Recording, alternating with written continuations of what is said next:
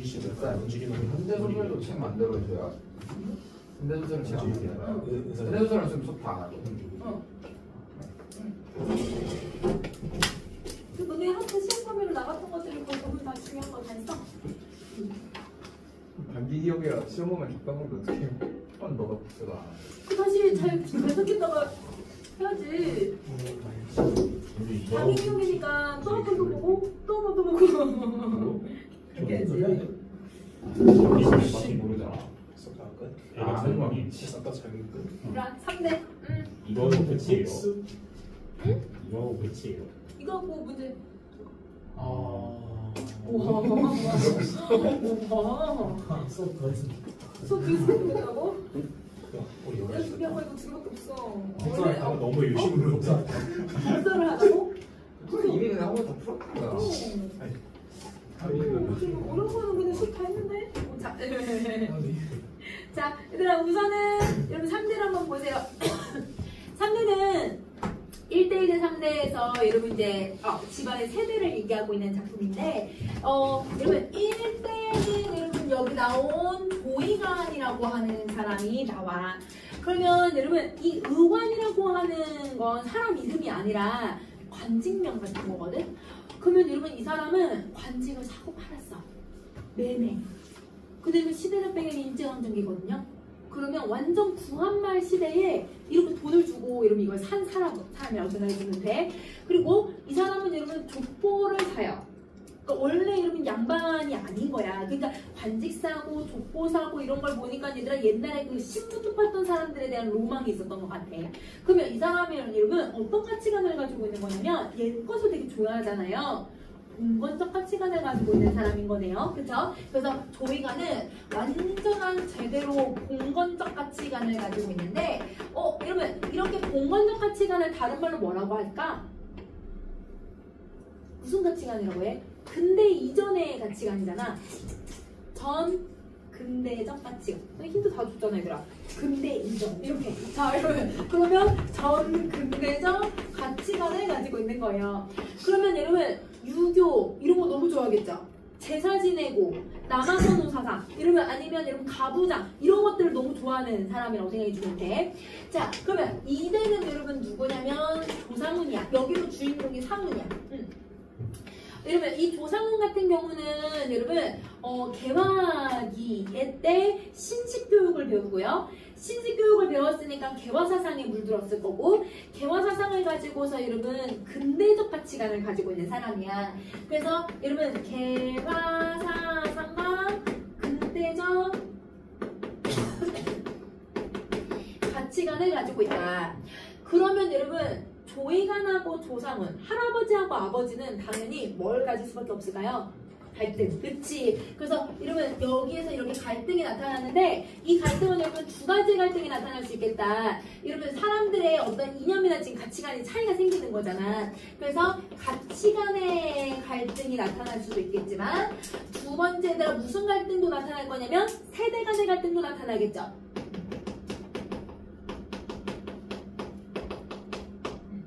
이렇게 정리해주고 자 그 다음에 3대는 여러분 조덕기야.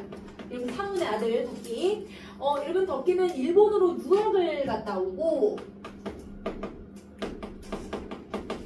일제강점기를 생활을 하는데 유학을 가면서 여러분 이제 친구 병화라고 하는 친구가 있는데 이 친구는 여러분 사회주의 운동을 하는 사람이에요. 그러니까 완전 여러분 사회주의 이념을 여러분 진짜 실천을 하는 사람이거든요. 친구는. 근데 여러분 우리 일제강점기 때 사회주의는 여러분 어떻게 봐야 되지 얘들아? 일제강점기 때 사회주의 독립운동의 하나의 일원으로 하는 사람들이 되게 많았단 말이야. 그러니까 일제강점기 때 사회주의라고 하는 내용이 나오면 부정적으로 보는 게 아니라 여러분 지금 우리가 생각하고 있는 여러분 사회주의 여러분 그 정은이가 하고 있는 거 그런 거 말고 맞죠? 얘들아 그 나이차 나랑 그렇게 안 나? 얘들아 자 이러면 그런 걸 하는 게 아니라 여러분 이 사회주의는 여러분 똑같은 사상을 가지고 있어도 여러분 당시에 부르주아라고 했던 일제 여러분 친일하는 사람들 걸 빼앗아서 우리가 공평하게 나누자 이런 인식을 갖고 있었기 때문에 독립에 대한 인식을 많이 가지고 있었단 말이야. 그러니까 얘는 사회주의 운동을 하는 친구를 옆에 두면서 이러면 물주 역할을 해요. 이러면 돈을 내주는 거야. 돈이 많으니까. 그러니까 여러분 근데 얘는 그러면 그 말은 이념은 갖고 있는데 뭘 못하냐면 실천은 못해. 맞아. 그러니까 얘는 이념을 가지고는 있지만 여러분 이걸 실천하지 못하는 성격인 거야. 그러니까 약간 여러분 덕기를 보면 약간 우유부단한 모습도 있는 것처럼 보이기도 하지만 근데 그래도 뭘 하려고 하냐면 여러분 좀 떳떳하게 그리고 또 여러분 뭔가 얘들아 부당한 건 부당하다고 얘기하는 이런 성격이에요. 근데 여러분 이 덕기의 역할은 지금 뭐냐면 할아버지하고 아버지가 너무 극심한 갈등을 겪을 거란 말이에요. 그 갈등을 중간에서 조화롭게 좀 여러분 이걸 해소해 보려고 하는 역할이야. 그래서 여러분 혹시 최일남의 이런 그 흐르는 북이라고 하는 소설 혹시 알까 얘들아? 이것도 수능 기출에 나왔던 거예요. 수능 기출에. 이러면 이 흐르는 북도 3대에 대한 이야기를 해요. 그러니까 3대가 흘러간다 이런 의미거든. 그러면 여러분 여기 할아버지는 여러분 1대 할아버지는 완전 여러분 어떤 성격을 가지고 있냐면 여러분 진짜 완전 전통적인 인식에다가 여러분 그 전통을 너무 좋아해서 맨날 북만 쳐. 북에 완전 올인해. 장인정신을 갖고 있는 사람이야. 근데 여러분 2대인 아들은 아버지가 얘들아 북만 치고 다니니까 사실 돈을 벌어왔을까 안 벌어왔을까? 돈을 안 벌으니까 돈이 우선인 사람이야. 그러니까 아버지의 전통 무시를 해. 전통 같은 건 없다. 무시하고 여러분 돈이 최고라고 생각하는 사람이고 명예 이런 걸 중요시 여기고 그러니까 당연히 아버지하고 할아버지하고 싸울 수밖에 없겠죠. 근데 3대인 여러분 여기 이제 손주가 나오는데 이 손주가 사회운동을 하거든요. 대학운동을 해요. 시위운동을 해요. 1980년대. 이렇게 그 시위운동을 하면서 얘들아 뭘 하냐면 탈춤을 추면서 북을 연주해요. 할아버지처럼. 그럼 여러분 시대에 대해서 이야기를 하면서도 할아버지의 얘들아 이 가치를 인정해주고 아버지도 인정을 해줘. 그러니까 여러분 이 아들은 할아버지의 아버지를 여러분 뭐 하는 역할을 하는 거야? 조화를 여러분 이제 이뤄내려고 하는 모습을 보여주는 거지. 이러면 이런 식으로 3대에 걸친 이야기들은 대부분 윗세대들이 갈등을 겪고 있으면 아랫세대가 뭘 해주는 거예요? 이걸 이걸 조화롭게 해소해주는 역할을 하고 있는 거예요. 그러니까 덕기가 그런 역할을 하는데 이 작품은 여러분 지금 전체가 나온 건 아니기 때문에 우선은 모두 다 갈등이 나타나고 있는 부분들만 정리 한번 해보자. 자, 여러분 우리 1번 한번 갈게요. 그야 얼마나 쓰셨든지요. 그런 돈은 좀 유리하게 쓰셨으면 좋겠단 말씀입니다. 그럼 여러분 상훈이는 여러분 아버지가 돈을 막 허투루 쓰고 있는 것 같은 느낌이 드니까 돈 좀 옳은 곳에 쓰세요 라고 충고를 한 거예요. 그러면 여기서 말하는 이 돈이 어디에 쓰인 돈이냐면 족보를 사고 치상을 하는데 돈을 쓴 거예요. 여러분 족보를 사는 건 여러분 어떤 가치관 때문에 족보를 샀을까 얘들아? 유교적, 그치. 그러니까 봉건적 가치관을 중요시 여기고 유교적 가치를 중요시 여긴 할아버지가 여러분 이걸 산 거예요. 근데 여러분 치상이 혹시 무슨 뜻인지 혹시 아세요? 치상? 산소를 정비하다 라는 뜻이거든. 근데 그러면 산소를 정비하는 것도 조상을 중요시 여기는 거야. 그러니까 그 조상을 중요시 여기는 건 제사 지내고 조상들 여러분 이 산소 꾸며주고 이런 것들을 하는 거거든. 그러니까 이게 모두 다 봉건적 가치관이죠. 그러니까 아들은 아버지가 봉건적 가치관을 가지고서 여러분 돈을 쓰는 게 싫다 좋다. 싫다. 여기서 갈등이 나타나는 거야. 제아저 유구무원의 시대는 지났다고 하더라도 노친 앞에서 말은 공손했지만 속은 달았다. 제아저 유구무원이라는 뜻을 보면 여러분 밑에 있는 사람들이 말대답하면 안 된대. 그러면 여러분 자기가 밑에 있는 사람과 아버지에게 말대답해서는 안 되지만 그렇지만 여러분 할 말은 해야겠다고 생각하는 거죠. 그럼 자 보세요. 겉으로는 여러분 공손하게 했대요. 그러니까 뭔가 얘들아 예의 바른 아들인 척은 했지만 여러분 속으로는 여러분 달았다라고 얘기를 하는 건 여러분 속으로는 아버지에 대한 뭐가 많이 쌓았다는 거야? 불만. 아버지 왜 돈을 저렇게 쓰지? 이렇게 생각을 하는 거지. 그러면 여러분 이 상우는 겉과 속이 지금 다르잖아요. 그러면 여러분 선생님 겉과 속이 다르면 한자성어 표리부도 이런 태도가 어떤 태도? 위선적이다. 그치? 그래서 여러분 여기서 상우는 위선적인 성격이라는 걸 여기서 간접적으로 보여주는 거야. 자, 어떻게 유리하게 쓰란 말이냐. 너같이 5, 6천 원을 디밀고 제 손으로 가르친 남의 딸가식을 유인하는데 그게 유리하게 쓰는 방법이냐? 그러면 여러분 지금 아버지가 조이간이 조상훈한테 어떻게 얘기를 한 거냐면요. 상훈이 가지고 있는 이중성을 가족들이 보는 앞에서 폭로를 해버린 거예요. 상훈의 이중성을 폭로했다. 그러면 선생님이랑 정리를 한번 해봐야겠다 얘들아. 여기 상훈의 이중성이 뭔지. 자, 이러면 상훈의 이중성은요. 자, 우선 이렇게 두 개를 쓰면 이중성이 나오겠죠? 자, 여러분 첫 번째 상훈은요. 아까 얘들아 무슨 가치관을 되게 중요시 여겼어 얘들아? 근대적 가치관. 그치? 그래서 여러분 근대적 가치관을 추구하고 있어서 그거를 여러분 실천을 하고 있어. 여러분 지금 여기서 근대적 가치관을 추구하고 있는 행위가 여러분 조이간이 얘기했거든. 어느 부분에서 근대적 가치관이 추구가 돼? 학교에다가 여러분 돈을 써. 학교 교육 사업에 돈을 쓰는 거야. 그러면 여러분 이렇게 교육 사업에다가 돈을 쓰는 아들의 모습은 근대적 가치관을 추구하고 있는 거죠. 왜? 여러분 왜 교육 사업에다 돈을 쓰면 여러분 근대적 가치관이냐면 아이들을 가르쳐서 계몽을 시켜가지고 나라의 국력을 키워야 된다고 생각하는 거거든요. 그러니까 여러분 도서관 사업을 하고 교육 사업을 하는 게 바로 여러분 근대적 가치관이라고 생각하면 되는 거야. 자, 근데 두 번째 여러분 얘는요 구습에서 벗어날 수가 없네요. 여러분 구습이 뭐예요? 아주 오래된 관습. 아주 오래된 습관을 이게 구습에서 벗어나지 못하는 부분도 있다는 거예요. 여러분 그게 바로 뭐냐면 여러분 지금 자신이 후원하던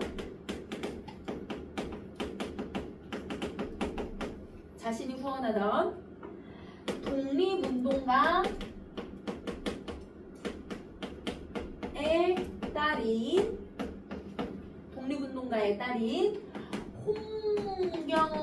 홍경애를 첩으로 들여요.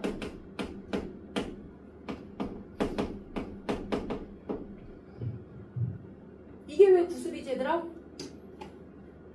첩첩제도를 쓰기 때문이야. 여러분 첩첩제도는 여러분 공건적 가치관이죠. 왜냐면 여러분 조선시대 고려시대 때 여러분 첩첩 여러분 양반들은 첩첩을 둘 수 있었으니까. 그런데 여러분 이 지금 상훈이도 여러분 이미 근대적 가치관이 되었기 때문에 여러분 일부 1처제가 되어야 된단 말이야. 근데 첩을 두고 있다는 건 옛날 가치관을 그대로 가지고 있다는 뜻이야. 그러면 봐봐 얘들아 이게 어때 얘들아? 모순적이지. 그러면 이게 모순적이니까 여러분 상훈의 행동이 이중성이 나타나는 거고 그 이중성을 여러분 할아버지가 어떻게 한 거예요? 사람들한테 폭로를 해버린 거죠. 자 여러분 근데 홍정이가 덕기랑 친구예요. 그러니까 여러분 딸뻘과 얘들아 다시 첩을 두고 딸뻘을 유린해서 첩으로 둔 거야. 그러니까 이게 얘들아 말이 안 되는 사람인 거지. 겉으로는 얘들아 막 얘들아 사업 가고 막 얘들아 막 학교를 위해서 막 뭘 하고 이렇게 하는 사람처럼 보이지만 아니었다는 거야. 그러니까 상훈도 사실 긍정적인 인물, 부정적인 인물, 부정적인 인물이라는 거지. 자, 그럼 여러분 또 다시 할게요. 아까부터 상훈의 말이 화로가에 앉아서 폭발단을 만지작거리는 것 같아서 위태위태하더라니. 그러면 여러분 이 위태위태하더라니라고 하는 건 여러분 누구의 생각일까? 서술자의 생각이야. 이거는 서술자에게 입이 들어간 거야. 서술자에게 입이 들어갔고요. 자, 겨우 간정. 이런 간정이 진정되다라는 뜻이야. 겨우 진정되려던 영감의 감정에도 불을 놓고 말았던 것이었다. 상훈이는 어이가 없어서 얼굴이 빨개져요. 이러면 자기도 그럼 저런 구습에 벗어나지 못하고 첩을 뒀다는 게 약간 어때? 남자한테 보기 민망하다는 거 알아. 그러니까 이거 두껍다는 거 알고 있는 거야. 부친의 소실 이 수원지가 경의 모녀와도 공교하게 한 고향이었다.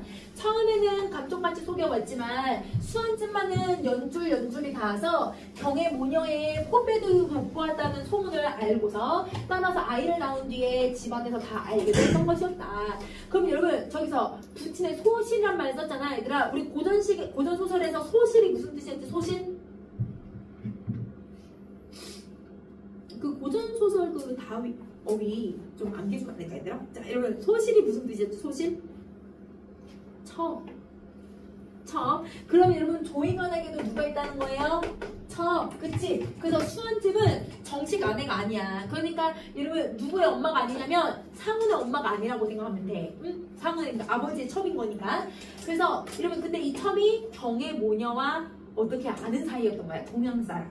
그래서 여러분 이 경의 모녀가 여러분 지금 상훈에 의해서 유린당했다는 걸 알고 그래서 어떻게 했다? 여러분 아이까지 낳은 걸 다 소문을 퍼뜨렸다는 거야. 누가? 수원집이.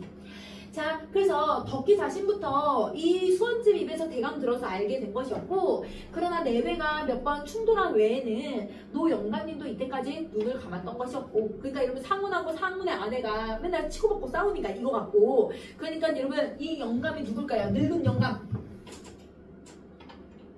조이가 할아버지가 여러분 아들이 얘들아 첩을 준 거에 대해서 얘들아 딴 말 하지 않았고 그리고 경애가 들어있는 북미창정 여러분 이게 서울에 있는 북창동을 얘기해요. 서울에 있는 북창동 그 집에 대해서도 아버지가 채근한 일이 없어서 그러니까 여러분 아버지 돈 갖다가 여러분 자기 첩에게 집을 사준 거예요. 그런데도 아버지는 한마디도 안 한 거예요. 조회가는. 응? 그런데 지금 이 조인광자 사람이 모인 자리에서 아들에 의해서 학교에다가 돈을 쓰고 제 손으로 가르친 남의 딸을 유인했다는 말을 터놓고 들었을 때는 아무리 아버지지만 홧김에 한 말이라고 하더라도 듣기에 괴란하고 너무 속상하고 너무 짜증나고 그리고 부자간이라도 너무 야속하더라. 그러니까 여러분 그 전에 미리 아버지가 한마디도 안 하시다가 사람이 다 모여있는 자리에서 아들의 이중성을 폭로해버린 거예요. 그러면 여러분 여기에 누구의 심리가 너무 잘 드러나요? 상훈의 심리가 너무 잘 드러나죠? 그러면 상훈의 내면 심리를 여러분 서술을 해주는데 그러니까 여러분 당연히 여러분 무슨 시점이 쓸 수밖에 없어 얘들아? 천지죠? 자꾸 시점 써야지 그치? 자 근데 여러분 지금 누구의 얘들아 시선에서 상황을 지금 다 설명해 주고 있는 거예요? 상훈의 입장에서 설명하고 있단 말이에요. 그래서 여러분 이건 되게 특이해요. 한 인물에게만 초점화가 되는 게 아니라 여러 사람에게 초점화가 돼요. 이 부분은 상훈에게만 초점화가 되는 부분이야. 여러분 뒷부분 가면 덕기에게 초점화가 되는 부분 나올 거거든. 중간에 얘들아 또 이러면 조이간에 대한 초점화되는 부분이 있을 거거든요. 그래서 이 제품은 계속 초점화되는 인물이 어떻게 된다? 바뀐다. 이렇게 생각해주면 되는 거야. 자, 여러분 뒤로 갈게요. 아버지께서 너무 심한 말씀하십니다만은 어쨌든 세상에 좀 할 일이 많습니까? 교육산업, 도서관 사업, 그 외에 조선어 자전 편찬을 하는 데다가 뭘 해라? 돈을 쓰자. 상훈이는 조심도 하려고 하지만 기가 누기어서 차근차근 이왕기사 말이 나왔으니 할 말을 해야겠다라고 생각하며 이 말을 이어가려고 하니까 또 아버지가 벼락을 내린다. 듣기 싫다. 누가 네게 그런 설교를 듣다전 어서 가거라. 하여간 말씀입니다. 지난 일은 어쨌든 이 판에 벌어진 치산 아까 얘들아 치산이 뭐였더라 얘들아 산소를 꾸미는 거 이러면 왜 산소를 꾸미는 일을 하냐면요 아까 내가 조씨 집안의 족보를 사왔다고 했잖아요.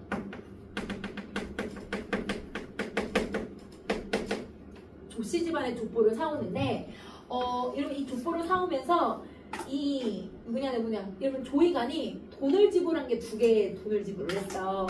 진짜 얘들아 족보에 대한 금액 이거랑 그리고 아들은 모르지만 뭐에 대한 돈을 또 썼냐면요 치산을 해주겠다고 얘기를 한 거예요.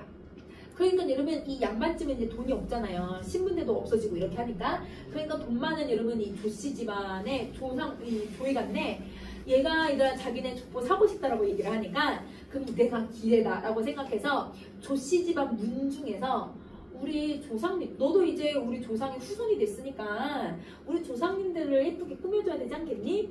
그래서 조상님의 산소를 모두 다 재정비 좀 해줘. 근데 여러분 그 산소 이장하는 게 사실 여러분 되게 돈이 많이 들거든요. 그거를 몇십 개의 산소를 다 이장을 하고 정비를 하자고 얘기를 한 거예요. 그러니까 여러분 그 치산을 하는데 돈을 얼마를 쓰냐면 거의 여러분 3,000원 되는 돈을 쓴 거예요. 근데 여러분 우리 선생님 일제강점기 때 여러분 그 돈의 가치를 얘기할 때 1,000원이면 초가집 하나 살 수 있다고 했잖아요. 그럼 3,000원의 돈을 이거 하는 데만 그러면 여러분 거의 집 3채 값이 들어간 거에다가 족보까지 여러분 2,000원인가 3,000원 줘. 그러니까 여러분 거의 5,000원 6,000원 되는 큰 돈을 막 쓴 거야. 그러니까 아들이 아니 여기에다가 왜 그런 돈을 써? 이런 생각이 들고 아버지는 학교에다가 왜 5, 6천 원을 써? 이러면 서로 이걸 이해를 못하는 거야. 그러면 자 여기서 이러면 갈등의 표면적 이유를 한번 생각해봐. 얘들아. 표면적 갈등의 원인은 여러분 뭐 때문에 싸우고 있어요? 아버지하고 아들이. 돈 때문이죠. 그런데 이면적으로 보면 여러분 이면적인 갈등의 원인은 돈이 아니라 사실 뭐 때문인 거예요? 가치관의 차이 때문인 거죠. 가치관의 차이 때문에 싸우고 있다. 이렇게 해서 여러분 갈등의 원인이 좀 달라 얘들아.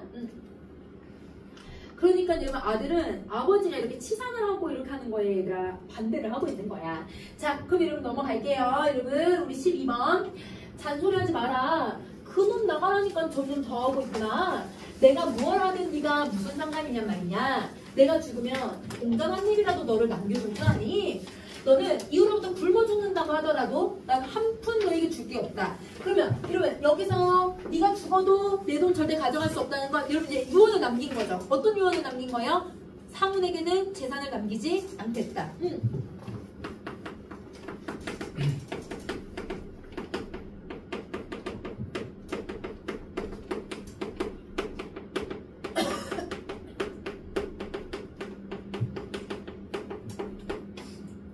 자, 상호에겐 재산을 남기지 않겠다라고 유언을 남겨버린 거예요.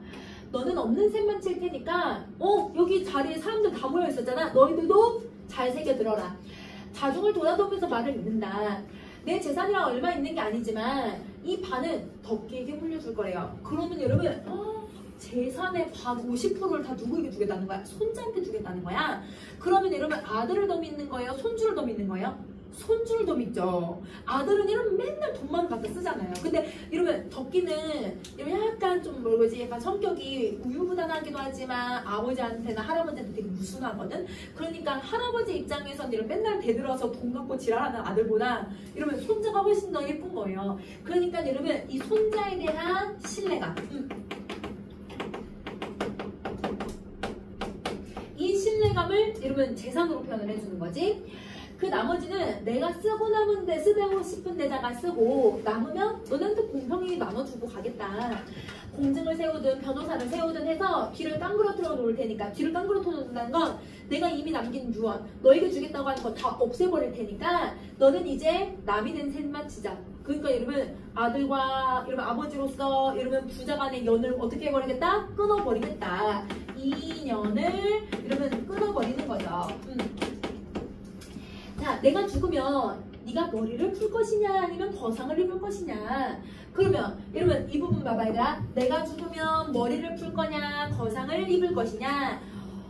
여러분 우리 옛날에 여러분 사극 같은 데서 보면 죄 지은 사람들이 여러분 그 고문을 받기 전에 감옥에 갇혀 있잖아요. 감옥에 갇혀 있으면 여러분 감옥에 갇힌 죄인들 무슨 색 옷을 입어요?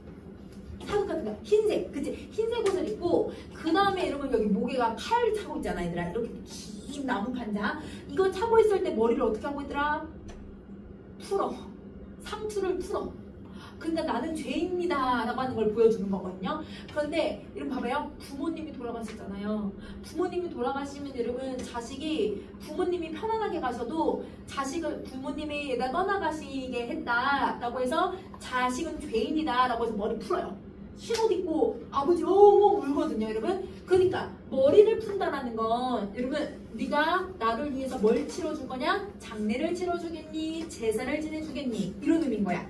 그런데 여러분 상우는요 개화사상을 가지고 있는 사람이잖아요. 이미 머리를 뭐 했을까요? 단발을 했겠죠. 단발용 때문에 단발을 했겠죠. 그러니까 머리도 없을 거고 그 다음 타고 얘들아 얘가 또 여러분 상훈이가 뭘 하냐면요 예배당을 다니거든요. 상우는 여러분 지금 예배당을 다니고 근대적 가치관을 가지고 있잖아. 그러면 여러분 예배당을 다닌다는 건 여러분 이제 여러분 기독교 하나님을 믿고 있으니까 그러면 여러분 제사 지내요 안 지내요? 안 지낸단 말이에요. 그러니까 여러분 상훈이는 제사를 지내지 않을 거라는 걸 알고 있고 또 여러분 근대적 가치관을 가지고 있으니까 당연히 제사나 족보 이런 거 당연히 싫어하겠지.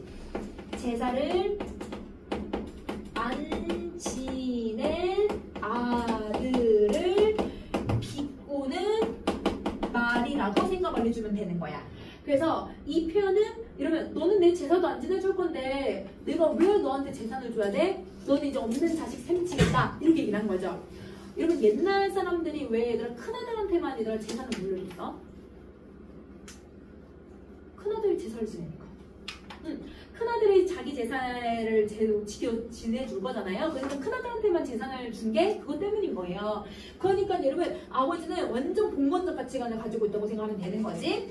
자, 영감은 사실 땅 문서도 차츰차츰 덕기의 명의로 바꾸어 놓아가는 판이었다. 그만큼 여러분 덕기를 믿었다는 거죠. 자, 반은 자기가 쓰다가 수원집, 이런 수원집이 자기 첩이잖아 얘들아. 자기 첩과 그 첩에게서 본 막내딸의 명의로 물려줄 셈이에요.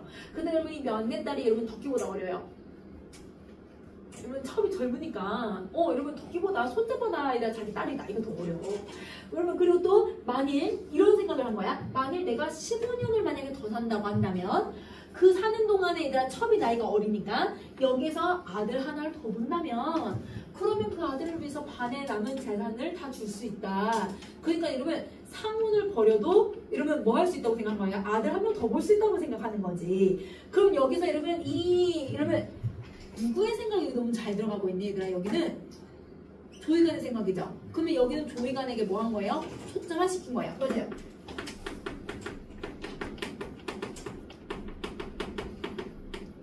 그러면 조이간을 초점화 시켜서 조이간의 어떤 성격이 너무 잘 들어가냐면 얘들아 이 할아버지가 얘들아 지금 아들 하나 더 볼 생각하고 있는 거네.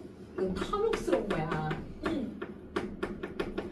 그리고 또 여러분 아들을 한 명 더 낳아봐야지 이렇게 생각하잖아. 아들을 더 중시하는 거거든. 그러니까 여러분 공건적 가치관 들어가죠. 아들을 중시하는 공건적 사상이 나타난다. 이때까지 술을 취하면 주정으로 이런 말을 하는 걸 듣기도 많이 했지만 오늘은 친기, 여러분 제사를 지내는 날이라서 술 한잔 안 자신 이 영감이 밝은 정신으로 여러 젊은 애들에서 떠도는 건 처음이었다. 그래야 이 방중은 고사하고 이 집안 속에서 자기 편을 들어줄 사람은 하나 없구나 라는 생각에 상우는 새삼스럽게 고독을 느끼고 모든 사람들이 야속함을 느꼈다. 그러면 여러분 16번은 여러분 누구에게 지금 초점을 맞췄어요? 상훈에게 초점을 맞추죠. 상훈의 내면을 설명하고 있으니까. 그러면 상훈은 여러분 이때 여러분 지금 자신이 고독감을 느끼고 이때 여러분 자신이 어떤 상황이라고 생각이 되냐면 여러분 너무 소외감 느껴. 이 집안에서 아무도 내 편이 아니니까. 그래서 이런 고독감과 소외감을 느낀다 라고 정리해주면 돼. 자, 그 다음에 여러분 17번 가세요. 애비도 모르고 계집 자식도 모르는 너 같은 놈은 고생 좀 해봐야 된다. 그러니까 여러분 여기서 계집은 아내야. 아내. 여러분 첩 말고 아내. 자, 내가 돈이 있으니까 네가 한 달에 한 번이라도 들여다보는 거지. 내가 아무것도 없어 봐라. 돌아가보니커녕 고려장도 좋게 지낼 놈이 아니더냐. 어서 나가라 이 자식. 조상을 꾸어왔다라고 하는 자식은 조씨 집안이 아니다. 이렇게 얘기를 하네. 자, 여러분 여기 밑줄 밑줄. 이러면 조상을 꾸어왔다라고 하는 부분은요. 이러면 조상을 어떻게 꾸어와요? 앞에 선생님 설명해 준 걸로 이러면 한번 생각해봐. 조상을 왜 꾸었다고 얘기했을까? 사문이가 족보를 사왔으니까. 맞아. 다른 사람의 족보를 가지고 와서 우리 조상, 어떤 조상을 만들어 버린 거잖아. 그러니까 이거는 여러분 족보를 사온 행위를 얘기하는 거죠.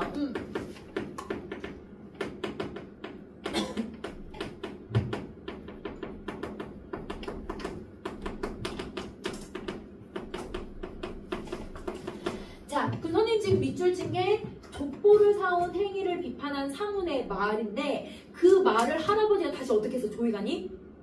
다시 인용을 해온 거잖아. 그러면 이 말을 인용하여 아들을 어떻게 하냐면 너는 조상을 꾸어왔다고 했으니까 너는 이제 조씨 집안의 아들이 아니다. 이렇게 얘기를 하는 거죠. 그러니까 아들을 비꼬고 있다. 이렇게 생각하시면 돼요. 아들을 비꼬고 있다. 자, 그러면 여러분 우리 그 아랫부분 여기까지가 여러분 상훈하고 여러분 이제 아버지 간의 갈등이라고 생각하시면 되고요. 자, 그 다음부터는 이제 덕기와 여러분 상훈의 관계를 한번 정리 한번 해볼게요. 그날 취중에 아내에게 경애를 만났다라고 하는 여러분 내가 얘기를 했던가? 그래서 아내가 어머니께 말씀드리고 이 말이 또 아버지한테도 들어갔던 것인가? 덕기는 이렇게 생각을 해봤다. 사실 그 추측이 옳았다. 그러니까 여러분 덕기가 여러분 술에 취해서 경혜를 만났던 이야기를 누구한테 한 거예요? 자기 아내한테 한 거예요. 근데 아내는 여러분 꼬자기가 또 달려가가지고 여러분 누구한테 얘기하냐면 홍경래는 여러분 누구의 첩이지? 상훈의 첩이니까 상훈의 아내에게 가서 얘기를 한 거예요. 근데 그 상훈의 아내가 아내한테는 여러분 누굴까요? 시엄마죠? 시엄마라고 써도 알았지라? 시어머니죠? 여러분 시어머니한테 가서 얘기한 거예요. 근데 여러분 시어머니는 여러분 누구의 엄마야? 덕기 엄마지? 덕기 뭐이기도 하지만 여러분 상훈의 누구이기도 해? 아내이기도 하지 얘들아. 그러니까 여러분 덕기의 아내가 즉 여러분 이 상훈이의 며느리가 여러분 이 상훈의 상훈의 미안해 덕기의 엄마한테 가가지고 이러면 저희 남편이 어저께 그 경혜라고 하는 아버님 첩을 만났대요 막 이런 식으로 얘기를 한 거야. 그러니까 여러분 시엄마는 당연히 얘들아 혹시 돌아요 안 돌아요? 이 첩을 아직도 너? 이렇게 생각을 하면서 여러분 자기 남편한테 이야기를 했던 거예요. 이때 남편이 누구예요? 상훈이죠. 그쵸? 그러면 여러분 상훈은 여러분 아내한테서 얘들아 자기 아들하고 여러분 그 다음에 첩이 만났다라고 하는 얘기를 딱 들으니까 그러니까 여러분 이 상훈이 누구에게 와서 덕기한테 와서 왜 너는 엄마한테 이런 얘기를 했냐 왜 경혜를 만났다는 얘기를 해가지고 왜 이 분란을 만드냐 뭐 이런 식으로 얘기를 하게 된 상황이었다는 거야. 자 그러면 여러분 그 다음 거 한번 가보자. 여러분 여기서 그 추측이 옳았다라고 얘기를 하고 있는 거잖아. 그러니까 여러분 이런 추측을 얘기하고 있는 건 여러분 누구의 추측을 얘기하고 있는 거지? 덕기의 추측이 옳았다고 얘기하고 있으니까 덕기에게 초점화가 되고 있는 거예요. 자, 모친은 가뜩이나 한판의 며느리에게 여러분 봐봐 여기도 모친이란 말을 쓰잖아. 여기는 여러분 여러분 이렇게 따옴표가 안 들어갔는데도 모친이란 말을 쓴다는 건 계속 누구를 기준으로 얘기하고 있다는 거지? 덕기를 기준으로 얘기하고 있다는 거예요. 그래서 여러분 여기 계속 덕기를 초점화하면서 이야기를 하는 거야. 자, 모친은 가뜩이나 한판의 며느리에게 여러분 며느리가 누구야 얘들아? 덕기 아내, 그치? 덕기 아내에게 어제 애아범이 홍경인가를 일본 술집에서 만났대요 라고 하는 소리를 들었을 때 한동안 잊고 있었던 일이 머리를 쥐어뜯게 만들었대. 그러면 여러분 이때 덕기 엄마는 한동안 잊었던 일이 뭘까요? 첩을 둔 거, 그치? 남편이 첩을 둔 사실. 이걸 잠깐 잊었었는데 다시 이러면 첩 때문에 머리가 골머리가 앓게 되고 영감이 그저 끼고 들면서 미천을 되어주면서 그런 하이칼라 술집까지 경영시키는 것이라고 믿게 되었다. 그러니까 여러분 모친은 오해를 하게 된 거죠. 그냥 여러분 술집에서 만난 건데 여러분 자기 이제 상훈이가 돈을 빼돌려가지고 아내한테는 안 주고 여러분 첩에게다 돈을 줘서 이 첩이다 술집을 차렸다 이런 식으로 여러분 오해를 하게 된 거야. 그러니까 여러분 이런 오해 때문에 얘들아 지금 아버지가 왜 덕기 찾으러 왔는지 알겠지 얘들아? 자 모친은 아들을 보고 너까지 그년과 한편이 돼서 술을 얻어먹고 다니냐라고 하면서 듣기 싫은 소리를 하려고 했지만 그러니까 여러분 어머니는 여러분 이제 너무 기분이 나쁘니까 아들한테도 네 친구였잖아. 우연히 만날 수도 있잖아. 근데 너까지 한편이 됐다 말하면서 이제 아들한테 뭐 하려고 했으냐? 잔소리를 하려고 했던 거죠.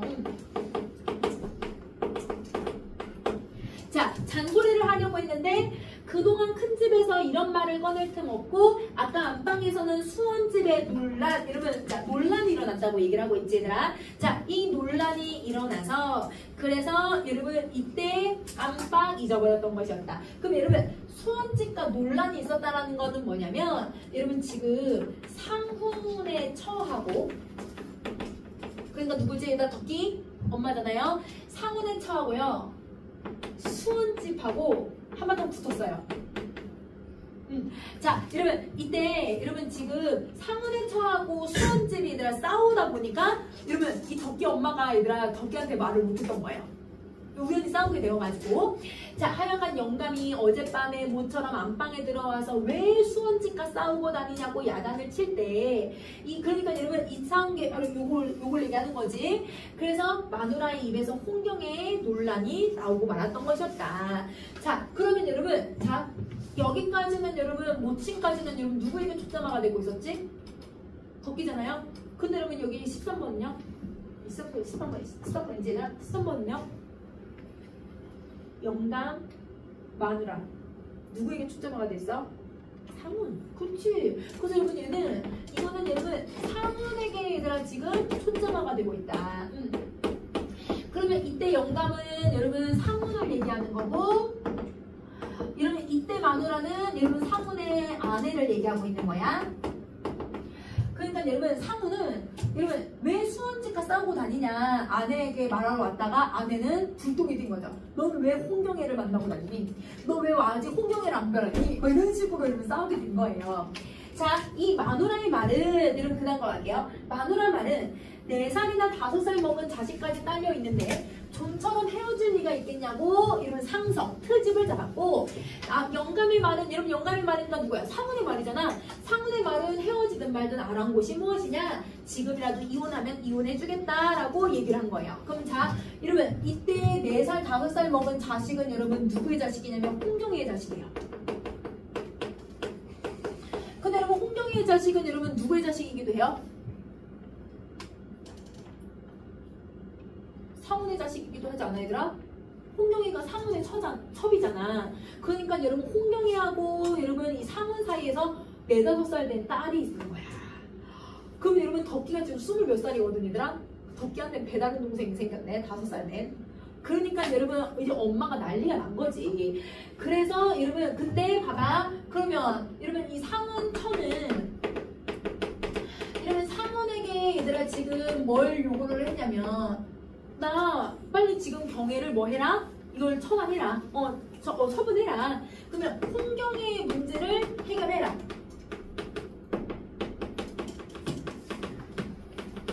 해결을 요구한 거고요. 근데 여러분 상우는 여러분 자기 아내에게 뭘 요구해요? 이혼할 거면 이혼해. 여러분 이혼을 요구하고 있는 거예요. 이혼을 요구하고 있다.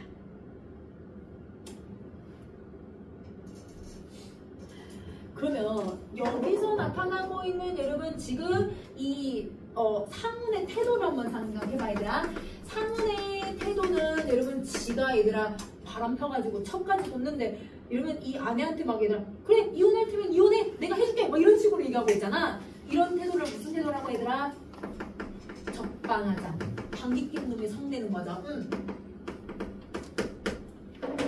적반하장의 태도를 가지고 있고, 어떻게 된 일인지는 모르겠지만 저대로 내버려두면 어떻게 합니까? 그러니까 여러분 이때 여러분 이제 덕기도 여러분 딸이 있다는 걸 알게 된 거예요. 이 경애가 얘들아 딸이 있다는 걸 알게 되는 거니까, 그러니까 경애에 대한 책임을 좀 져라. 아버지한테 어떻게 할 거냐. 그러면 여러분 경애와 경애 모녀에 대한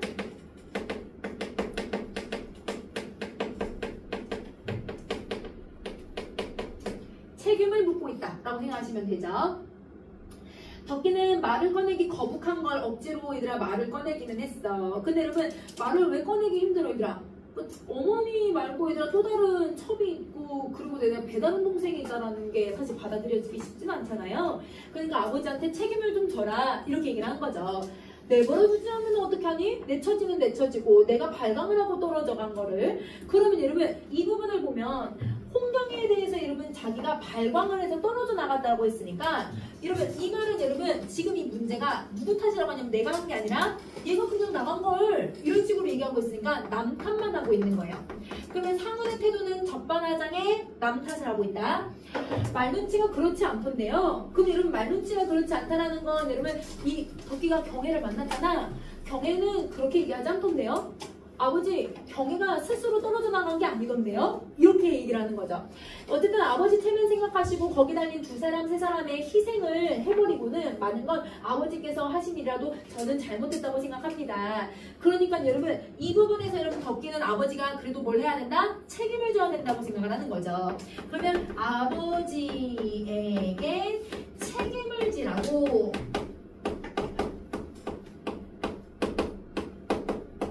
있는 상황이야. 아버지에게 책임을 지라고 하고 있다. 덕기는 당돌이 하고 싶은 말을 꺼냈다. 네가 청가할 게 아니야. 부치는 소리를 친다. 제가 참견할 것도 아니지만 처음이고 나중이고 다 아버지 책임 아니십니까? 그 책임을 어떻게 하시려고 합니까? 책임이 뭐 내 책임이냐? 네가 뒷불도 나설 게 아니다. 이러면 할 말 없으니까 계속 너무 빠져 있으라고 얘기를 해. 그러면 이 말은 여러분 지금 뭘 하고 있냐면요. 자, 이게 무슨 태도냐면 자기는 아버지니까 아들은 내 말 들어. 나는 아버지니까 너는 상장할 필요가 없어. 넌 나이가 어리니까 그냥 맘대로 해도 돼. 잡았어? 잠깐만. 그러면 여러분 여기서 무슨 태도가 되냐면 가부장적인 태도를 갖고 있는 거야. 그러면 여러분 이런 가부장적 태도를 가지고서 여러분 자기에게 잘못된 거를 여러분 수용해야 안 해요? 안 하죠. 그러니까 완전 권위적인 거야. 여러분 상훈의 태도는 이런 태도지. 근데 여러분 저런 가부장적이고 권위적인 태도는 근대적 가치관이가 봉건적 가치관이 많이 나타날까요? 봉건적 가치관이 많이 나타나거든요. 근데 얘가 이중성을 갖고 있는 거예요. 자, 그 다음에 여러분 다음 페이지 가세요. 부치는 또 불쾌히 핀잔을 주었다. 학교 이야기를 할 때는 덕기의 비위를 거스르지 않고 잘 만져줘야겠다라고 생각을 했지만 지금은 그것도 잊어버리고 전대로의 까닭 뭐를 본마땅한 생각이 머리에 들었던 것이었다. 자, 그럼 봐봐 얘들아. 여기서 여러분 지금 뭘 얘기하고 있는 거냐면 학교 이야기를 꺼내려고 했대. 그 말은 여러분 지금 여러분 덕기가 아까 여러분 할아버지가 재산을 어느 정도를 물려주시겠다고 했지? 반 정도를. 그치? 반을 나눠주겠다고 했고 그리고 여러분 그 말을 하고 나서 여러분 사실 이제 조이간이 얼마 안 있어서 그냥 죽어요. 그러니까 여러분 지금 여러분 이제 이 재산을 가지고서 수원집이랑 그 다음에 이제 덕기랑 재산을 지키는 싸움을 하게 될 거예요. 그러니까 여러분 그 과정에서 아버지는 돈을 못 받았잖아요. 그러니까 그 돈을 받으려면 여러분 누구한테 잘 보여야 돼요? 아들한테. 그래서 맨 처음에는 학교 이야기를 꺼낼 때, 그러니까 학교 이야기를 꺼낸다라고 하는 건 여러분 뭐 하려고 했을까? 교육 사업에 돈 좀 줘라. 그러면 여러분 교육, 사업, 자금에 대해서 이야기를 하려고 할 때는 아들한테 얘들아 잘 보여야지 라고 얘기를 했지만 근데 지금은 여러분 아들이랑 이러면 경애를 갖고 막 얘들아 싸우고 있으니까 여러분 그런 생각이 들지 않대. 아들한테 잘 보여야겠다는 생각이 들지 않더래. 어쨌든 저편에서 일을 버르자와 뒤집어낸 것도 아닐 것이고 저편에서 물려산 것도 아니겠죠. 이러니까 경애가 물러난 것도 아닐 거고 경애가 잘못됐다고 하는 것도 아닐 테니 세상에서 떠드는 게 무서울 테니 피해 있는 거니까 아버지가 책임지세요 라고 얘기하려다가 너네가 이렇게 할 게 있다고 하면서 적반하장은 또 나오는 거죠. 부지는 듣기도 싫지만 아비된 성검을 내세우려고 했다. 그러니까 아비된 성검이라는 건 아비로서의 위신을 지키고 싶었다는 거야. 그러면 아비로서의 위신을 지킨다는 건 여러분 아까 무슨 태도 나오는 거야? 권위적이고 가부장적 태도 나오는 거지. 덕기는 잠자코 앉아있을 수밖에 없었다. 그러니 말을 한 김에 그래도 생각을 하게 된 거죠. 자, 그 애가 불쌍하지 않습니까? 여러분 그 애가 누구일까? 그러니까 경애에게서 본 딸, 그치? 그게 불쌍하지 않습니까? 그 애가 무슨 죄로 희생을 당해야 합니까? 제가 감히 아버지의 잘잘못을 따지는 게 아니라 아버지께서 뒷갈망, 이러면 뒷감당, 책임을 지셔야죠. 나더러 무슨 뒷갈망을 하라는 것이냐? 그러면 여러분 뒷갈망을 해야 된다라고 얘기하는 건 그럼 여러분 지금 자기가 책임질 필요가 없다라고 생각하는 거지. 그 자식은 내 자식이 아니래. 그러면 여러분 분명 경애의 딸이 자기 자식이거든요. 근데 자기 자식 아니라는 건 여러분 자기 자식 아니라고 뭐 하고 있어 얘들아? 거짓말을 하잖아. 그럼 여러분 진실을 뭐 하냐면 여러분 진실을 아니라고 얘기를 하고 있거든. 그걸 호도한다라고 해요. 호도하다라는 건 여러분 진실을 거짓으로 꾸며내다 라는 뜻이야. 그러면 이런 사람은 자기 책임이 아니라고 남 탓하고 권위적으로 찍어 누르고 그러면서 여러분 거짓말하고 있고 그러니까 여러분 여기에서 이 사람은 비열한 성격이구나. 그래서 여러분 상훈의 비열한 성격을 이런 만화를 통해서 제시하고 있는 거예요.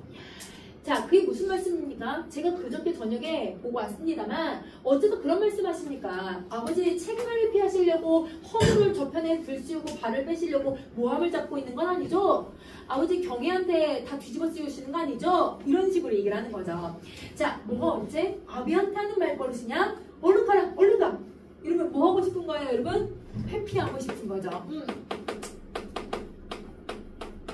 그러면 여러분 지금 여기서는 여러분 지금 상훈하고 여러분 덕기는 여러분 뭐의 갈등이 나타나고 있냐면 여러분 지금 도덕적인 행위에 대해서 지금 이야기를 하고 있는 거야.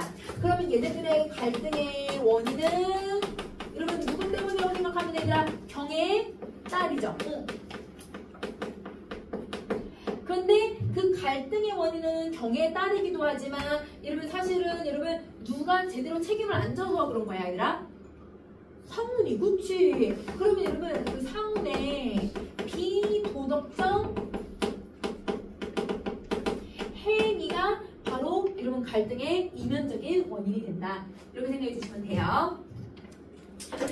자, 그러면 여러분 이렇게 갈등들이 잘 나타나고 있는데 그러면 여러분 이런 식으로 여러분 좀 아버지에 대한 공건적인 가치관에 대해서 합리적으로 생각하는 덕기의 모습이 잘 드러난다. 이렇게 생각해 주시면 될 것 같아.